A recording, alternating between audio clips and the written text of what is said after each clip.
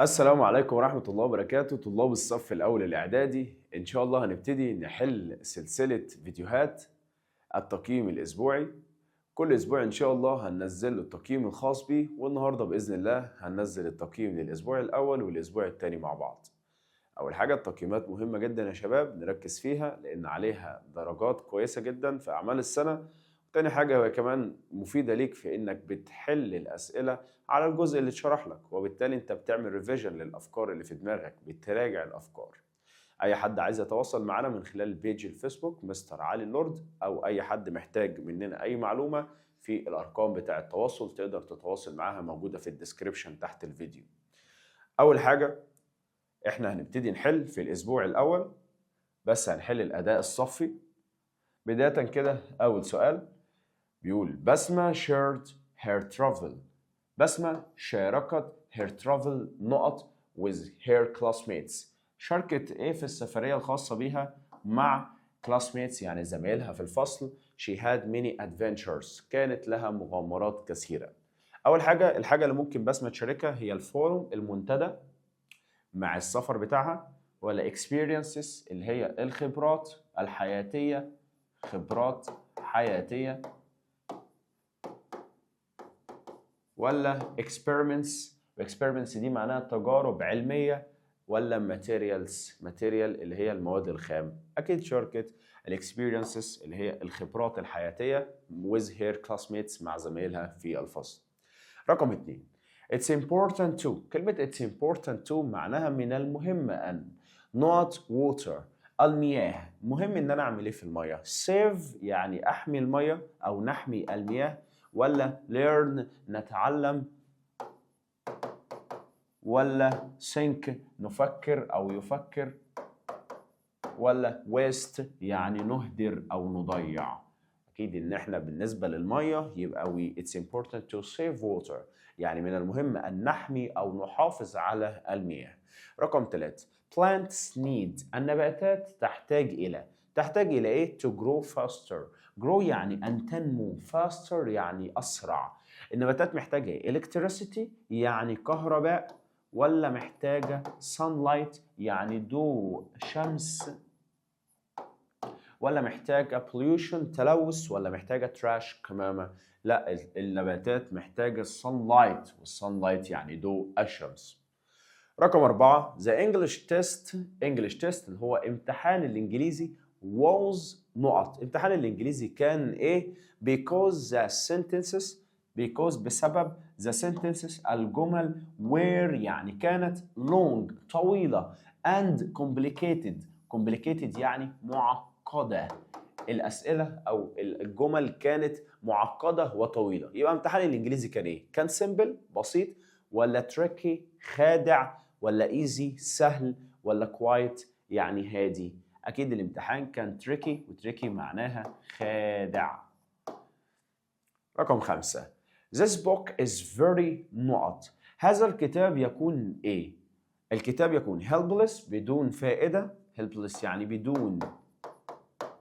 بدون فائدة، ولا ready جاهز، ولا tired يعني متعب، ولا helpful يعني مفيد. طب أكمل قراءة الجملة. هذا الكتاب يكون إيه؟ to learning English أن أتعلم إنجليزي. you must read it. you must يعني ينبغي عليك أو يجب عليك read it يعني أن تقرأه، لازم تقرأه. يبقى الكتاب ده helpful يعني مفيد. رقم 6، A بيتحدث مع B، فA سأل سؤال وB رد عليه. فالسؤال بتاع A عايزك تحط أداة استفهام في أول الكلام. طبعا أدوات الاستفهام في الاختيارات تحت. بيقول له نقط did you order يعني يطلب أو طلب for dinner على العشاء. عايز يقول له أنت طلبت إيه على العشاء؟ فقال له I ordered pizza. أنا طلبت بيتزا. يبقى هنا هيقول له what ماذا عشان يقول له ماذا طلبت، ولا يقول له when متى، ولا يقول له where أين، ولا يقول له why لماذا. أكيد هيقول له ماذا طلبت، يبقى يقول له what did you order يعني ماذا طلبت.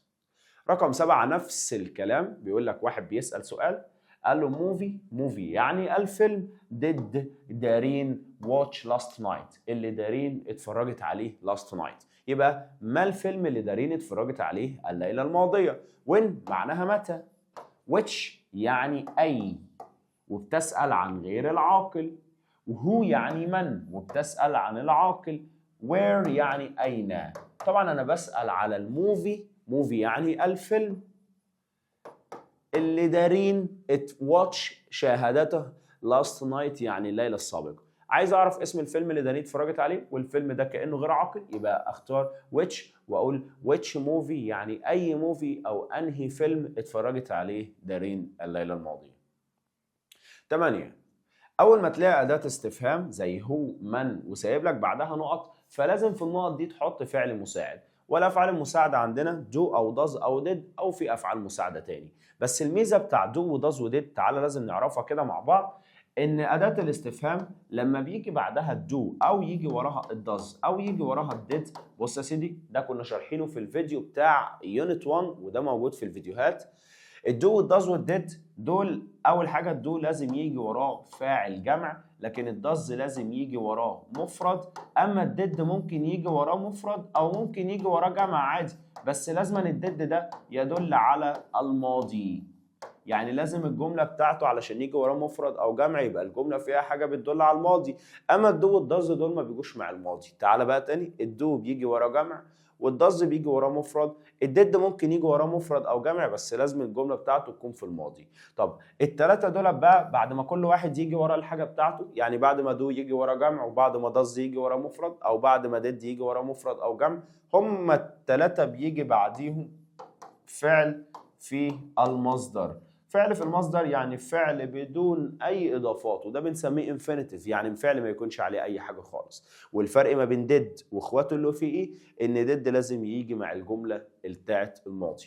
طب تعالى كده بص، هنا ساب لك نقط، عندك دو وعندك الديد وعندك الار والوير برضو من الافعال المساعده. طيب خلي بالك ان الدو بيجي وراه جمع والديد ممكن يجي وراه مفرد او جمع عادي جدا، بس الديد لازم يجي مع جمله الماضي. ولو بصيت على اخر الجمله هنا، تعال نقرا كده. you meet يعني انت، meet يعني قابل او تقابل at the party في الحفله yesterday. كلمه yesterday من الكلمات الداله على الماضي، فطالما yesterday موجوده يبقى ما ينفعش تاخد دو خالص، دو كده اشطب عليها ما بقالكش غير ديد. هيجي واحد يقول لي يا مستر طب ما هو وير بتدل على الماضي هي كمان، ليه ما خدتش وير؟ تعالى وانا اقول لك. الديد علشان تختارها او تفرق ما بينها وما بين وير، ان الديد لازم لما بيجي وراها مفرد او جمع لازم يبقى جاي بعد كده فعل في المصدر. ولو حضرتك بصيت بعد النقط هنا كاتب يو جمع وكاتب ميت يقابل او تقابل، ده فعل في المصدر. وبما ان هنا في فعل في المصدر يبقى انا هتعامل بالديد. اما الوير ما ينفعش يجي وراه فعل في المصدر، واصلا الوير في الماضي ما بيجيش وراه فعل اساسا. هي دي وير ووز برضو ما بيجيش وراهم فعل خالص، بيجي وراهم يا اما اسم يا اما صفه. رقم 9 where does، ادي does اهو. الداز انا قلت لك هنا بيجي وراه مفرد وبعد المفرد بيجي فعل في المصدر. طيب where does your father نقط، فهنا لازم نختار مصدر. طب فين المصدر في الاختيارات؟ work ولا work اخره اس ولا working ولا worked؟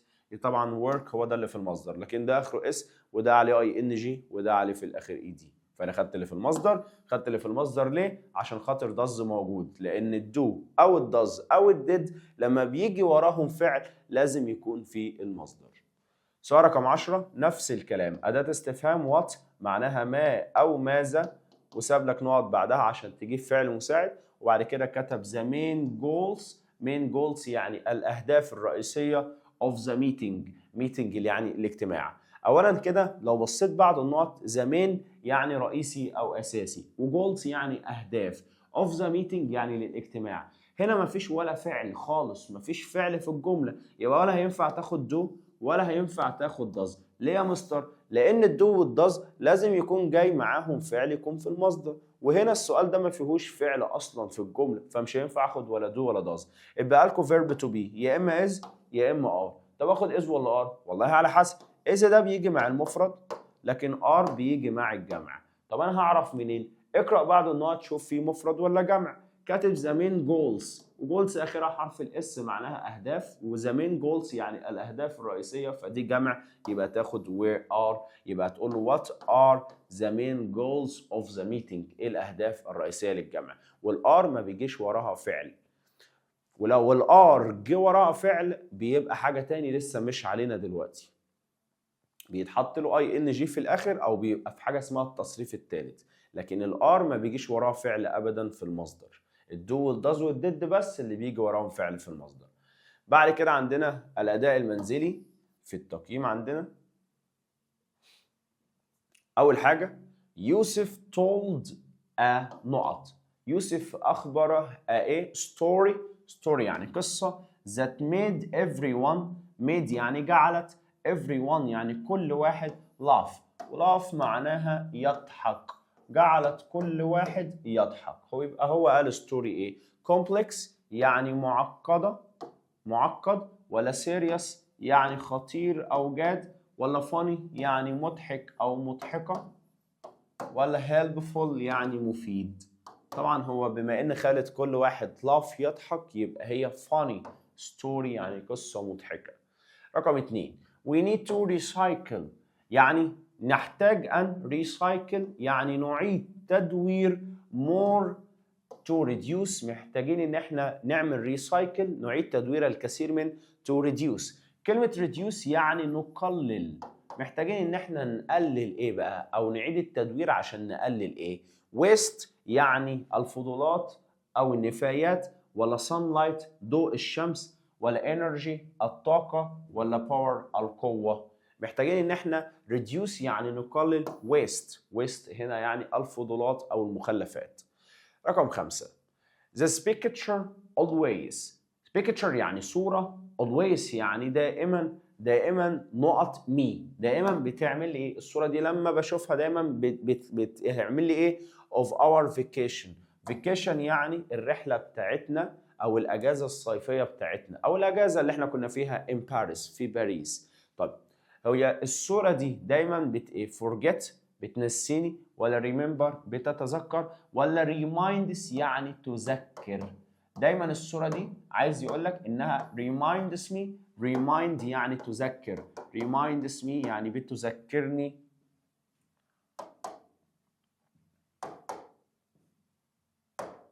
reminds me يعني بتذكرني of our vacation in Paris بالرحلة أو الأجازة بتاعتنا في باريس. رقم 4 we can use نستطيع أن نستخدم نقط products، كلمة products يعني منتجات، نستطيع أن نستخدم إيه في المنتجات؟ to help protect عشان نساعد في حماية the environment، environment يعني البيئة. نقدر نستخدم منتجات إيه؟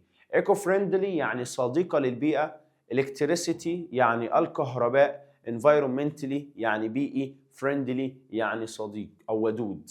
طب أنا هستخدم eco friendly، eco friendly يعني صديق للبيئة، هي دي eco friendly products يعني منتجات صديقة للبيئة، to help لكي تساعد، protect يعني في حماية، environment يعني البيئة، دي اسمها eco friendly يعني صديقة للبيئة. 5 my family and I عيلتي وأنا are all worried، worried يعني قلقين. في مصطلح اسمه worried about يعني قلق عن أو قلق من my grandparents، احنا قلقانين عن my grandparents يعني عن أجدادي المرضى. يبقى في مصطلح اسمه worried about، worried about يعني قلق عن أو خايف على حد. رقم 6 who، ادي ده أداة استفهام معناها من، who not your favorite teacher، your favorite teacher يعني المعلم المفضل بالنسبة لك، when you were ده يعني ماضي، لأن في كلمات الماضي وأنا بقول لك دايما إن كلمات الماضي yesterday last ago in the past was أو were تاريخ قديم، فكلمة were من الكلمات الدالة على الماضي، يبقى أنت عايز تختار فعل مساعد في الماضي. هل is ده ماضي؟ لا. was ماضي؟ were ماضي؟ تمام. are ماضي؟ لا. ما عندكش غير was او were. ودايما الفرق ما بين was و were ان was ده يجي مع المفرد لكن were يجي مع الجمع. طب انت عندك your favorite teacher، المعلم المفضل بالنسبه لك، يبقى ده مفرد يبقى تاخد was. Who was your favorite teacher؟ يعني من كان المعلم المفضل بالنسبه لك لما كنت في الهاي سكول في المدرسه الثانويه. رقم 7 where يعني أين، ويجي بعدها فعل مساعد. طب الجملة دي ماضي أو حاجة؟ they live when they were، ماضي اهي فيها where بتدل على الماضي. يلا تعالى بقى نستخدم الماضي. where ماضي did ماضي تمام، بس الفرق ما بين where و did إن did لازم يبقى جاي وراها مصدر، لكن where دي ما بيجيش وراها فعل أصلا. طب do ماضي؟ لأ. طب are ماضي؟ لأ. يبقى ما عندكش غير did أو where. تعالى نشوف في فعل في المصدر ولا لأ. لو لقينا فعل في المصدر ناخد did، ولو ما لقيناش فعل اصلا يبقى خد where. where not they live. live ده معناه يعيش وده فعل مصدر، يبقى بما ان في فعل مصدر هنا يبقى خد did واقول له where did they live يعني اين هم يعيشون. سؤال 8 عندك في اخر الجمله yesterday يبقى ماضي، يبقى تختار فعل في الماضي، يبقى ما فيش غير bought يعني اشترى. who bought يعني من اشترى، من اشترى the book yesterday الكتاب امبارح. خلي بالك ان هو ممكن ما يجيش وراه فعل مساعد، لما بيكون الجمله في الماضي زي yesterday كده في اخر الجمله فهو هيجي وراه فعل في الماضي على طول. يعني هو ممكن يجي وراه فعل مساعد او لا، وهي الوحيده اللي ممكن ما يجيش وراها فعل مساعد في ادوات الاستفهام. رقم 9 what did فاضل نقط. did قلت لك فوق من شويه انه لازم يبقى جاي وراها فعل مصدر، مش did بس، ده do والdoes والdid. زي ما قلت لك بقى فوق من شويه في بدايه الفيديو ان الدو بيجي وراها جمع والدز بيجي وراها مفرد والديد ممكن يجي وراها مفرد او جمع، بس لازم الجمله بتاعتها تكون في الماضي. وسواء الدو او الدز او الديد هما الثلاثه لازم يبقى جاي وراهم فعل في الانفينيتيف المصدر على طول كده. فبسبب وجود ديد فلازم تختار هنا فعل في المصدر. مين اللي في المصدر؟ doing ولا did ولا do ولا does؟ طبعا does اخره اس فمش هينفع. did ده في الماضي ما ينفعش. doing عليه اي ان جي ما ينفعش، ما عندكش غير do. رقم 10 what time يعني ما الوقت نقط، وفي اخر الجمله كاتب yesterday يعني ماضي. كل الاختيارات ماضي، كل الاختيارات ماضي. طب تعال نفرق بقى ما بين where و weren't و did و didn't. did و didn't لازم يبقى جاي وراهم فعل في المصدر. where و weren't ما ينفعش يكون معاهم فعل اصلا. طب تعالى كده في جو فعل في المصدر اهو يذهب، يبقى ولا ينفع تاخد weren't ولا ينفع تاخد where. عندك didn't وعندك did، ولكن دي أداة استفهام اسمها what time ما الوقت، عايز أقول له إيه الوقت اللي أنت ذهبت فيه للمدرسة امبارح، فهختار did بدل didn't لأني محتاج هنا فعل مساعد بعد أداة الاستفهام، ودid هي اللي هتنفع بدل didn't، فأقول له what time did you الوقت اللي أنت بدل didn't لأن ده سؤال. بعد كده بقى التقييم الأسبوعي. التقييم الأسبوعي أول حاجة what are you eat، طبعا eat ده فعل في المصدر ماشي، عشان لما تلاقي فعل في المصدر يبقى انت هتستخدم يا اما do يا اما does يا اما did. المهم جاي هنا for every breakfast every day، for breakfast every day. طب انا عندي do والdoes والdid، ينفع في السؤال ده احط الdid؟ والله علشان احط الdid لازم يكون في حاجه تدل على الماضي، والكلمات التي تدل على الماضي yesterday last ago in the past was aware وتاريخ قديم، والجمله دي ما فيهاش ولا حاجه من الحاجات اللي تدل على الماضي. فبما ان الجمله ما فيهاش حاجه تدل على الماضي يبقى مش هينفع استخدم did، استخدم يا اما الدو يا اما الداز. والفرق بين الدو والداز ايه؟ ان الدو لازم يجي وراها جمع لكن الداز بيجي وراها مفرد. هتشوف بقى اللي بعد النقط مفرد ولا جمع، لو اللي بعد النقط مفرد هتجيب داز، ولو اللي بعد النقط جمع هتجيب دو. كاتب بعد النقط، كاتب طبعا ار عايز يصحح الخطأ فيها بس كاتب لك هنا يو، واليو دايما تعامل معاملة الجمع لأن اليو أنت أو أنت أو أنتم أو أنتن ودايما بنعملها جمع، وبما إن اليو جمع يبقى هتجيب هنا الدو. What do you يعني ماذا أنت، eat يعني تأكل، for breakfast breakfast يعني وجبة الإفطار، every day كل يوم. رقم 2 هو معناها من، ودي ممكن يجي وراها فعل مساعد أو لأ. المهم ان انت عندك في اخر الجمله yesterday يعني الجمله دي في الماضي، وعايز يصحح الخطا في was. طب قال لك who not the teacher talk، كلمة talk معناها يتحدث، وده فعل في المصدر، وبما ان هنا في فعل في المصدر يبقى استخدم يا اما do يا اما does يا اما did بعد أداة الاستفهام. وبما ان في الاخر yesterday من الكلمات الدالة على الماضي يبقى استخدم did. يبقى السؤال هنا يقول who did the teacher، يعني مين ان المدرس، talk to يعني تحدث الى after class بعد الفصل yesterday امبارح. سؤال رقم 3. في A شخص ما بيتحدث مع B وده شخص آخر.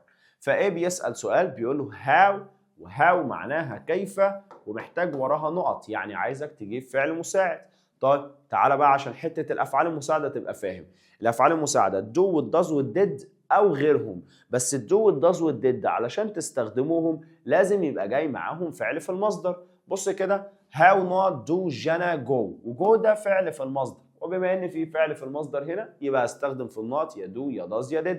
تعال نشوف الجملة فيها حاجة تدل على الماضي ولا لا. go to school قالوا she cycles to school. cycles يعني تذهب بالدراجة to school إلى المدرسة. هل في كلمة من الكلمات الدالة على الماضي موجودة؟ أقول لك كلمات الماضي تاني. yesterday last ago in the past was aware وتاريخ قديم. مفيش هنا حاجة بتدل على الماضي من اللي أنا قلتها، يبقى مش هينفع تستخدم did، يبقى هتستخدم يا إما الدو يا إما الداز. الدو بتيجي مع الجمع والداز بتيجي مع المفرد. وبما ان هنا بعد القوسين كاتب لك جنى وجنى دي مفرد يبقى بدل الدو هتشيلها وتحط مكانها does. سؤال 4. where أين حاطط فعل مساعد did وعايز يصحح الخطأ فيه. the hotel يعني الفندق. you stayed يعني بقيت، وstayed ده من فعل في الماضي آخره إيدي يدل على الماضي. لما تكون الجملة في الماضي وعايزك تصحح الخطأ في did فتشيل did وتحط البديل بتاعها. البديل بتاعها يا إما was يا إما were. طب أحط was ولا أحط were؟ والله أنا أشوف اللي بعد القوسين، لو اللي بعد القوسين مفرد حط was، أما لو اللي بعد القوسين جمع حط were. the hotel الفندق مفرد يبقى الإجابة بتاعتك was، يبقى هنقول where was the hotel، يبقى هتشيل where والإجابة هتبقى was بس. where was the hotel يعني أين كان الفندق. you stayed اللي أنت قعدت فيه. at during the trip يعني أثناء التريب يعني الرحلة. رقم 5. A بيتحدث مع B. المهم B بيقول له باي باص. باي باص يعني بالأتوبيس، ودي وسيلة مواصلات، وفي حالة إن إحنا نلاقي وسيلة مواصلات في الإجابة يبقى السؤال ده بيبدأ بأداة استفهام اسمها how. how معناها كيف. هو طبعا كان حاطط هو ما بين قوسين، وهو معناها من، بتسأل عن العاقل، فشلتها وحطيت مكانها how كيف، لأن الإجابة فيها باي باس بالأتوبيس. جروب بي أو موديل بي، طبعا انتوا عارفين إن في التقييم الأسبوعي بيتقسم على طلبة الفصل، كل فصل بياخد جروب، فبيبقى جروب A أو جروب B أو C. طب الجروب اللي بعديه موديل بي أو جروب B بيقول whose car. whose ده أداة استفهام معناها ملكمن. whose car يعني هذه السيارة ملكمن أو لمين العربية دي، عايز يصحح الخطأ في do. طيب المهم إن في آخر الجملة كاتب lost، وفي هنا فعل في المصدر اسمه borrow يعني يستلف، والجملة دي في الماضي، فطالما الجملة في الماضي يبقى بدل do خليها did، والفعل اللي في المصدر اسمه borrow أهو موجود معناه يستلف. لكن لو ما كانش فيه فعل في الجملة والسؤال ده في الماضي فكنت هجيب يا was يا were، ده لو ما كانش فيه فعل، بس علشان خاطر فيه فعل في المصدر فهجيب هنا did، وعشان الجملة دي في الماضي برضو. what did ده موجود يبقى لازم الفعل اللي هيجي هنا يكون في المصدر. طب هو حاطط told ده معناه أخبر، ده في المصدر في الماضي سوري، يبقى المصدر منه tell يعني يخبر. سؤال 3. A بيتحدث مع B، فبي قال له في الإجابة أميرة، وأميرة ده اسم عاقل اسم بنت، يبقى السؤال ده مش بهاو هيبقى بهو، وهو معناها من. هيسأل who drew يعني من اللي رسم this picture هذه الصورة، راح ردد عليه قال له أميرة. وفي حالة إن احنا نلاقي اسم عاقل يبقى نسأل بهو لأن هو اللي بتسأل عن العاقل. سؤال 4.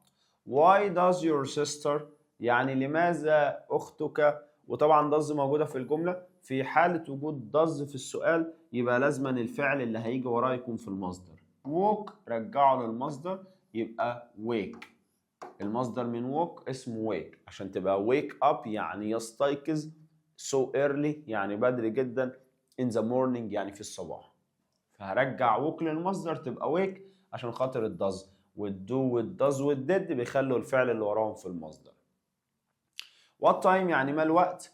was your English class. هو عامل was ليه؟ هي الجملة دي في الماضي، تعال نشوف. قال له it is دي متفرقة ل it is، ماشي؟ at 10 on Monday.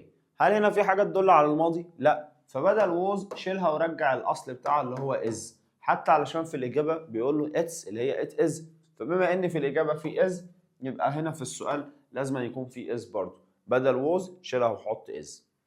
السؤال اللي بعديه what far. far يعني بعد المسافة، بس أداة الاستفهام ما اسمهاش what far، اسمها how far، وهاو فار معناها كم بعد المسافة. رقم 2 when did موجودة يبقى لازم الفعل اللي وراه يكون في المصدر. خد finished خليها في المصدر، شيل من عليها الاي دي تبقى finish. رقم 3 A بيكلم B، سوري، A بيتحدث مع B، فB بيقول له I bought أنا اشتريت some cheese بعض الجبن. طب يبقى هنا هيقول له ماذا اشتريت، صح؟ لأن هو بيقول له did you buy يعني تشتري، يبقى هقول له ماذا أنت اشتريت، فهقول له what، بدل where شيل where وحط مكانها what عشان أقول له what did you buy ماذا اشتريت at the market في السوق، في الماركت أو في السوق. قال له I bought some cheese اشتريت بعض الجبن. 4 بيقول whose pen يعني لملك من هذا القلم. المهم ان whose موجودة، فلازم بدل ما تقول this is خليها is this. اقول whose pen is this يعني ملك من هذا القلم. السؤال اللي بعده who معناها من، ودي أداة استفهام ممكن يجي وراها فعل مساعد أو لأ. who not the winner يعني الفائز of the previous competition.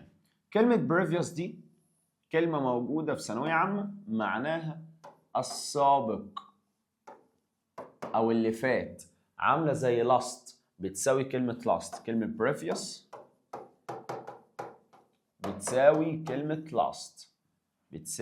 كلمة last ولاست من الكلمات الدالة على الماضي. yesterday last ago in the past، فلاست زي previous يبقى الجملة دي في الماضي، يبقى بدل ما تستخدم is استخدم الماضي منها اللي هو was.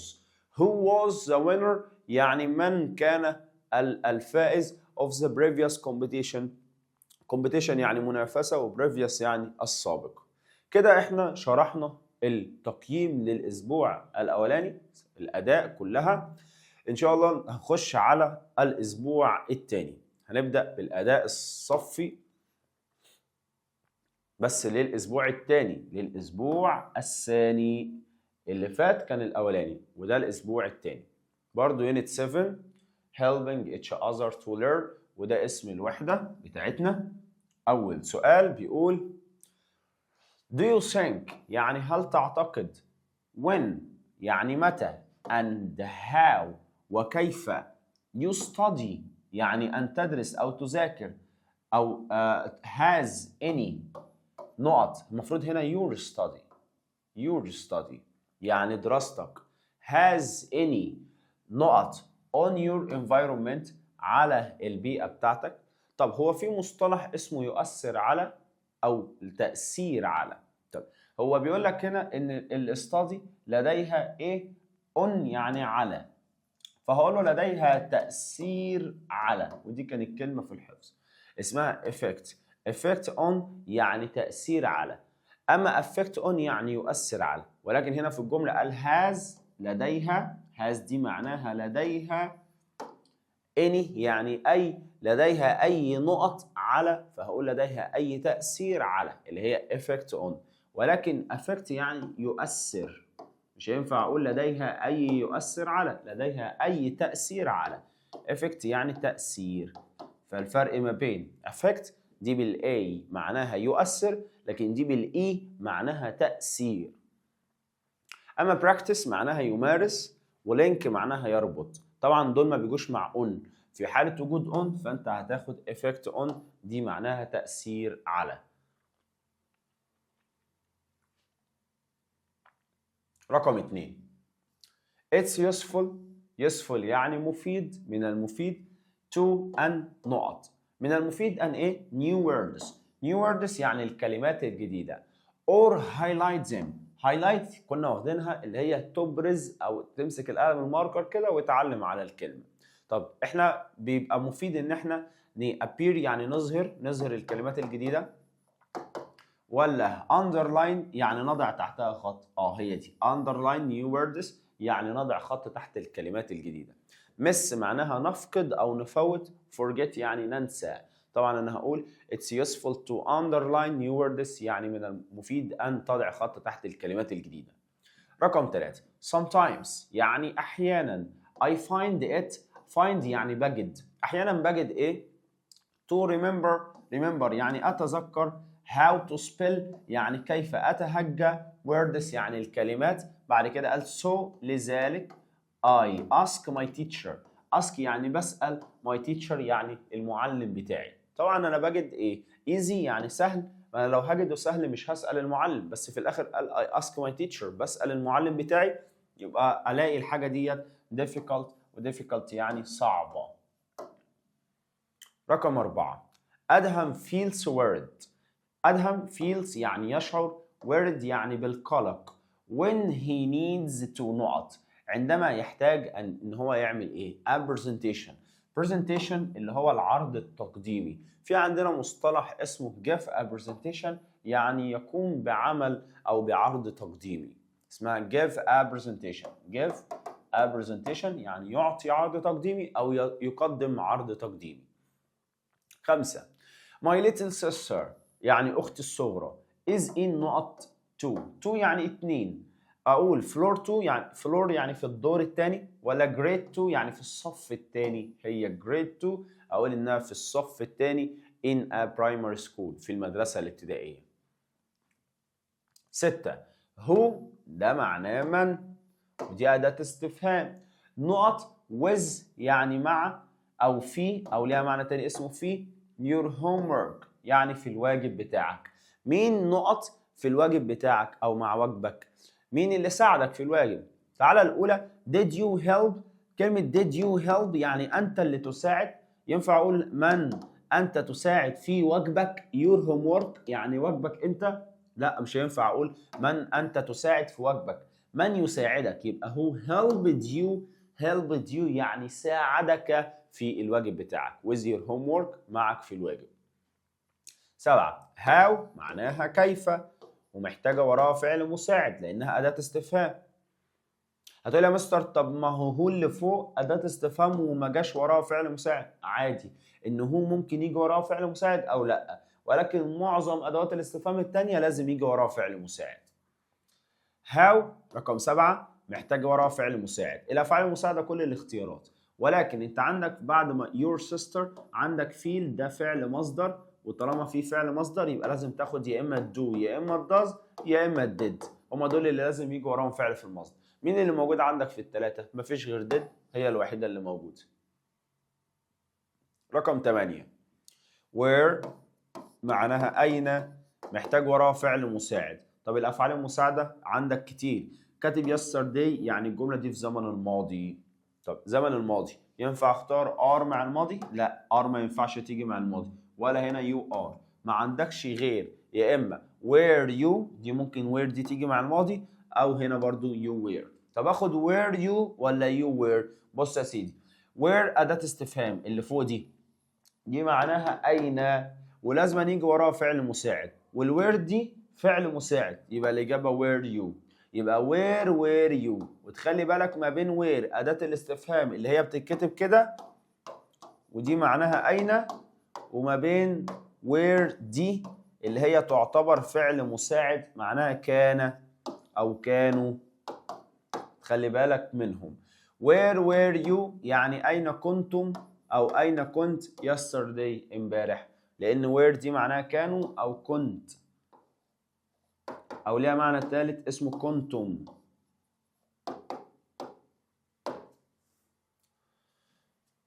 طب ليه ما قلتش you were؟ لان هنا were لازم يجي وراها الفعل المساعد، والفعل المساعد اللي هو were ده وبعد كده you. ما ينفعش اقول you were، غلط، لازم اقول were الاول بعد كده you، لان ده الفعل المساعد وبعد كده الفاعل. where were you يعني اين كنت yesterday امبارح. رقم 9 I know يعني اعرف، the new student يعني الطالب الجديد. الطالب هنا عاقل صح؟ المهم جاي بعديها قال لك حط ضرابط من روابط الوصل او ضمائر الوصل اللي موجوده عندك. هو بتيجي مع العاقل، لازم يبقى فيه قبلها عاقل، وذات برضو ممكن يبقى قبلها عاقل او غير عاقل برضو. whose ممكن يبقى قبلها عاقل او غير عاقل، وان لازم يبقى قبلها وقت. طب انت عندك student قبل النقط عاقل، ما ينفعش تجيب وين. عندك الثلاثه دول whose او ذات او هو.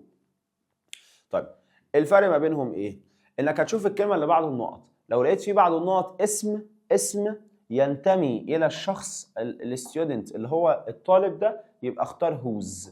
طب بعد النقط كاتب father، وفازر يعني والد، او ممكن اقول لك father والد الستودنت، والد الطالب ده، يبقى whose father. وكلمه whose father يعني والده. ترجمه الجمله I know يعني اعرف the new student الطالب whose father اللي والده gave a lot of money to our school، يعني أعطى a lot of money أموال كثيرة to our school إلى مدرستنا. the cat قطة غير عاقل، ودايما لو الكلمة اللي قبل النقط غير عاقل على طول تروح تختار which لأن which هي اللي بيجي قبلها غير عاقل. وشرح الدرس ده احنا شرحناه في يونت 1 في الفيديوهات اللي قبل كده، ادخل على القناة هتلاقي شرح مش يونت 1 سوري، يونت 7، لان ده الترم الثاني. الأداء المنزلي، أول حاجة turn يعني يشغل أو يطفي، لو جه وراها on هيبقى معناها يشغل، ولو جه وراها off هيبقى معناها يطفئ. طب أنت عندك on و off الاتنين موجودين في الاختيارات. طب اقرأ بقى بعد النقط قال لك إيه؟ devices يعني الأجهزة when you are not using them. when يعني عندما، you are not using them يعني عندما لا تستخدمهم، are not يعني لا، using them يعني تستخدمهم. يبقى لما تكون ما بتستخدمهمش يبقى اقول لك اطفيهم، يبقى اختار off، يبقى اسمها turn off. وturn off يعني اطفئ، دي معناها اطفئ. 2 we can use نقدر نستخدم نقط to reduce pollution. reduce يعني نقلل، نقدر نستخدم ايه لكي نقلل التلوث؟ electricity الكهرباء، ولا public transportation وسائل المواصلات العامة، ولا energy الطاقة، ولا private transportation؟ هنستخدم وسائل المواصلات العامة عشان نقلل التلوث، public transportation. 3 to help معناها لكي تساعد، reduce يعني في تقليل او ان انت نقلل pollution التلوث. you can not to school لو احنا عايزين نقلل التلوث نقدر نعمل ايه للمدرسة؟ recycle نعيد تدوير الى المدرسة، highlight يعني نبرز نظلل كده بالقلم الماركر الى المدرسة، cycle يعني نركب الدراجة، drive يعني نقود. اكيد ان احنا هنسايكل يعني نركب دراجة، هقول لك cycle to school يعني نركب دراجة إلى المدرسة، وده هيقلل التلوث. 4 one way يعني بطريقة ما، to reduce لكي تقلل waste يعني الفضلات أو المخلفات، is to not إن أنت تعمل إيه on both sides. both يعني كلا من، sides يعني جانبي the paper يعني الورقة. تقدر ان انت تعمل ايه؟ سايكل تركب دراجة على جانبي الورقة، برنت يعني تطبع على جانبي الورقة، تطبع تعمل برنت عشان في بيبر ورقة، يبقى تختار برنت يعني تطبع على الورقة او جانبي الورقة. رقم 5 try to link يعني يربط، ولينك اقول ياخد انهي حرف جر في الحروف دي، link at ولا link to؟ link to يعني يربط الى.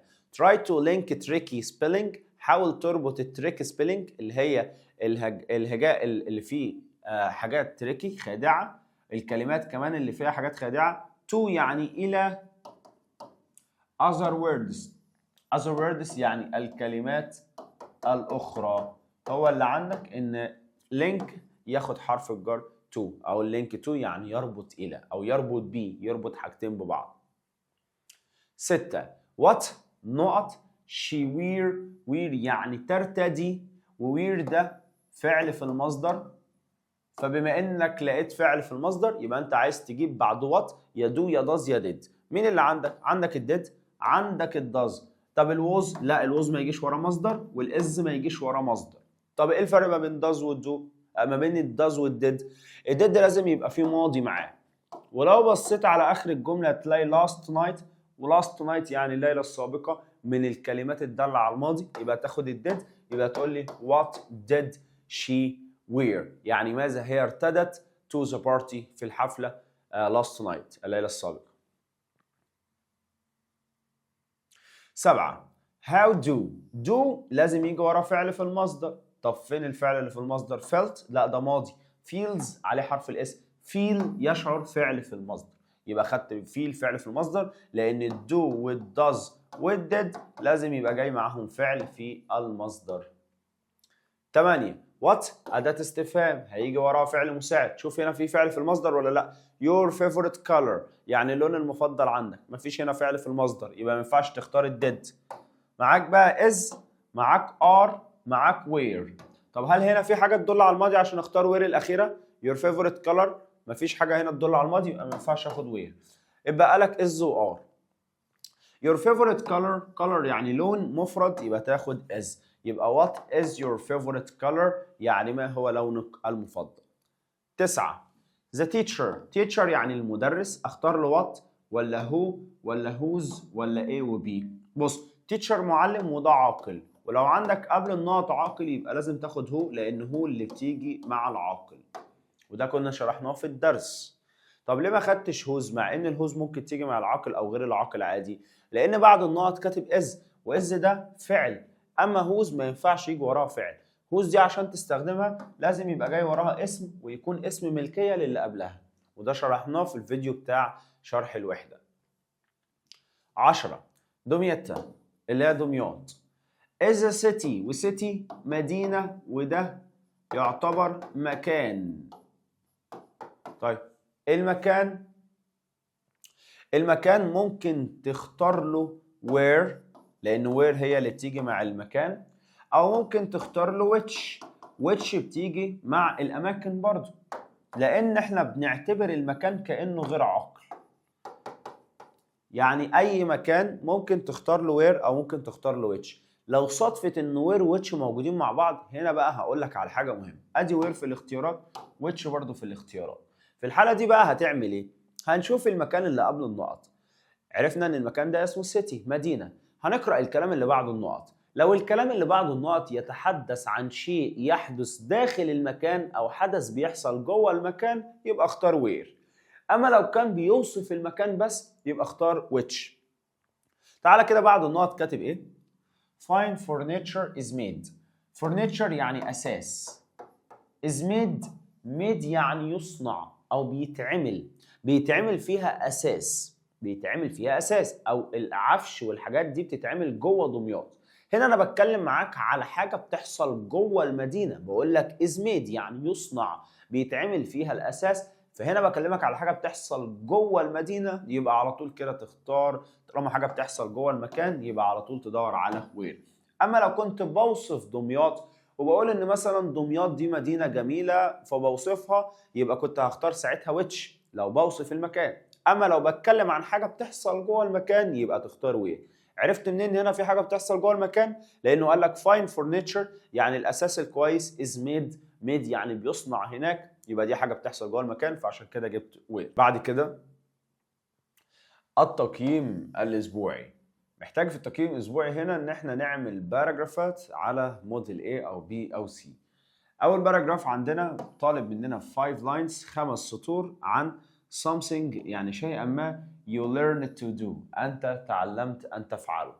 الحاجة اللي أنا ممكن أكتب عنها إني تعلمتها أو تعلمت فعلها هي النيكلاس. النيكلاس اللي هي القلادة، اللي الولد لما كان بيقول في النص إن هو اتعلم إنه يعمل القلادة من حبات الخرز، أو ممكن أي حاجة طبعا من عندك عايز تقول إنك اتعلمتها، بس يكونوا في خلال 5 سطور.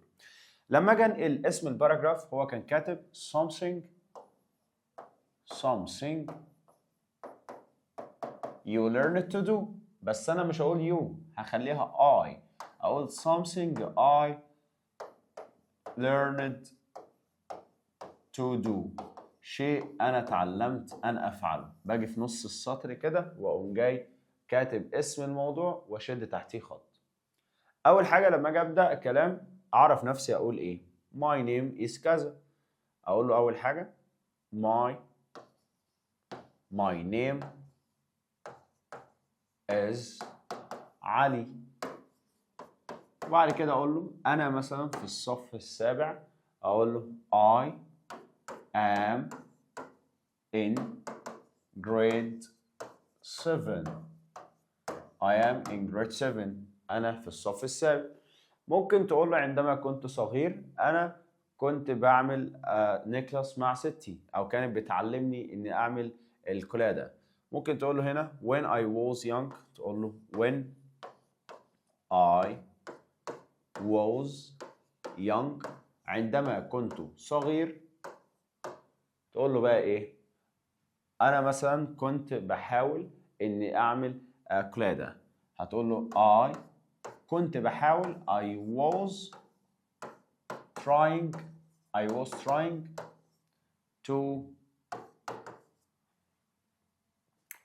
trying to make a necklace، ان انا اعمل قلادة a necklace.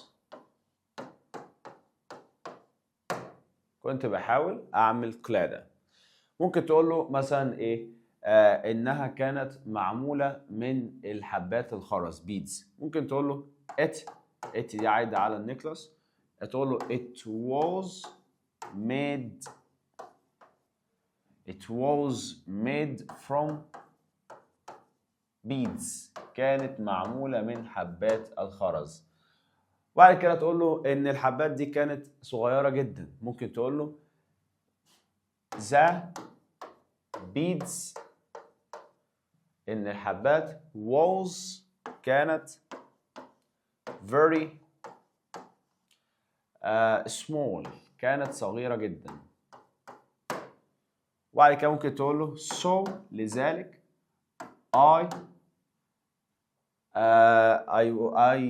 gave up مثلا، أو مثلا I was about، أنا كنت I was about يعني كنت هعمل حاجة. I was about to دي معناها إن أنا كنت give up يعني أستسلم. I was about to give up يعني أنا كنت هستسلم. بعد كده ممكن تقول له but ولكن my grandparents أو نخليها grandmother، my grandmother يعني ستي شجعتني encouraged me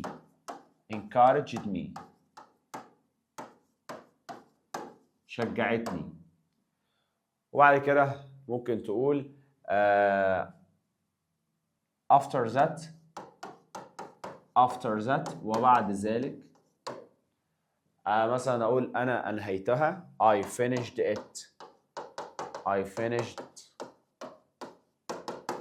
it يعني أنهيتها أو خلصتها. وبعد كده ممكن تقول له إيه؟ it was يعني إنها كانت amazing يعني مذهلة. كده أنا عملت باراجراف عن شيء أنا اتعلمته، عبارة عن كم سطر بقى؟ 1 2 3 4 5 6 سطور.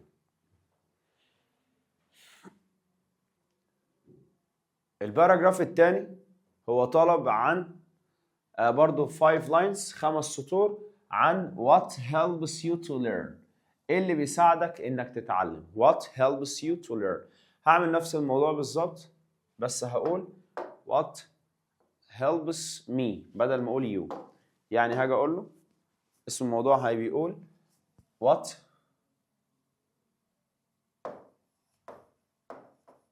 helps me.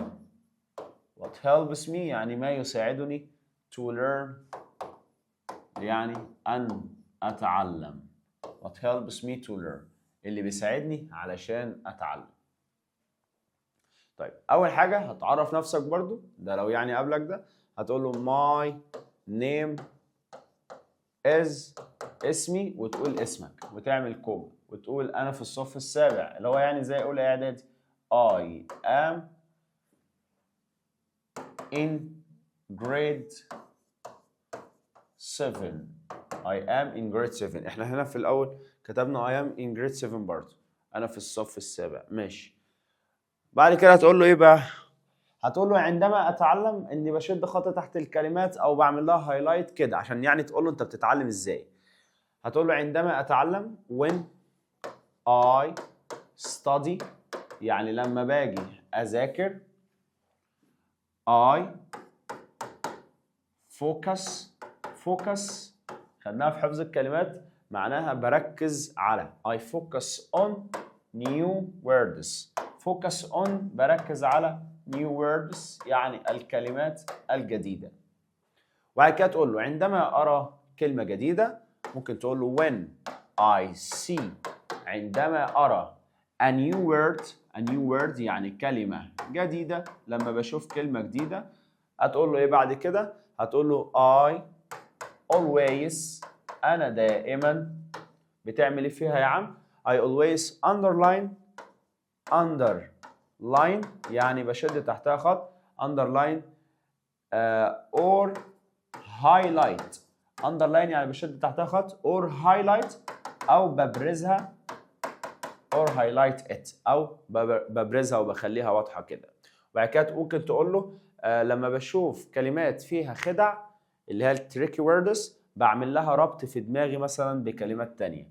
ممكن تقول له when I see برضو when I see يعني لما بشوف tricky word أو مثلا tricky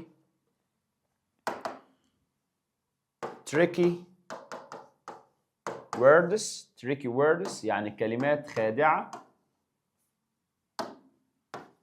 لما بشوف كلمات خادعة هتقول له مثلا أنا دايما بربطهم ببعض. I always link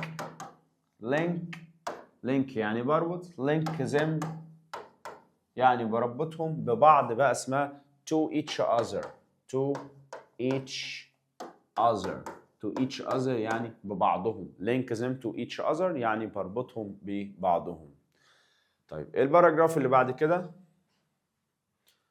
عايزك تجيب عن the importance of our brain يعني أهمية البرين اللي هو المخ. عايز يعرف أهمية المخ. طبعا أنا لازم أكلمه عن المخ بتاعنا وإن المخ فيه خلايا كتير والكلام الحلو ده. طب أقول له إيه؟ أقول له أهمية المخ. هاجي في الأول كده أقول له إيه؟ اسم الموضوع اللي هو اسمه the importance of our brain يعني أهمية المخ وشد خط تحتها. أهمية المخ. أول حاجة أقول له إيه بقى؟ إن المخ ده يعتبر من أهم الأجزاء في الجسم. ممكن أقول له our brain إن المخ our brain هو يعتبر أحد أهم الأجزاء في جسم الإنسان. our brain one of the most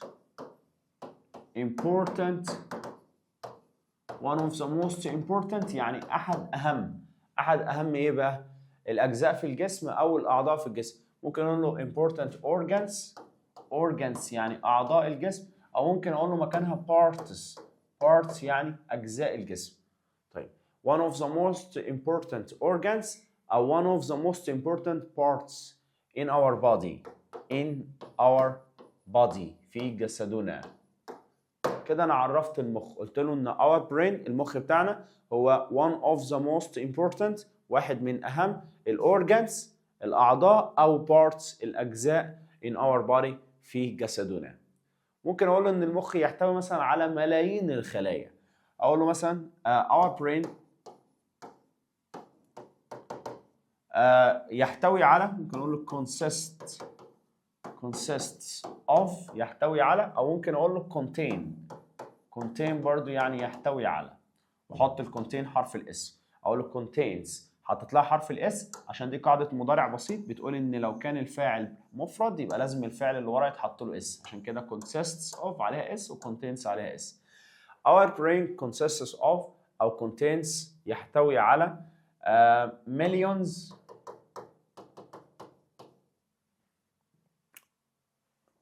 of الخلايا اسمها cells. millions of cells. ممكن اقول ان هو بيساعدنا ان احنا نشعر وان احنا نتحرك وكده. ممكن اقول it helps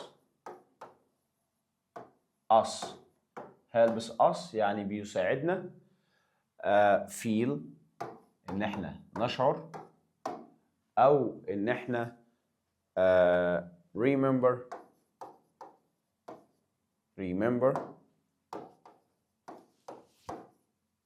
and بيساعدنا ان احنا نشعر ونتذكر and move ونتحرك، بيساعدنا في كل ده.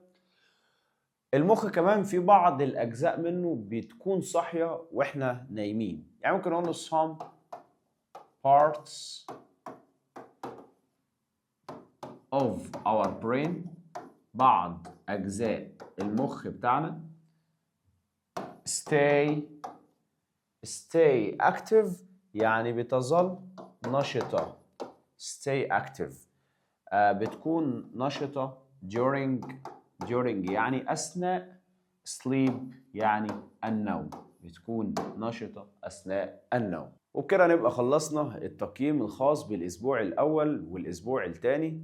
ولو في حد واقف في أي مشكلة يقدر يرجع للفيديوهات الخاصة بيونت 7 وهيقدر يفهم المعلومة بكل بساطة وسهولة. وإن شاء الله زي ما اتفقنا هننزل التقييمات الخاصة بكل أسبوع إن شاء الله في نهاية كل أسبوع.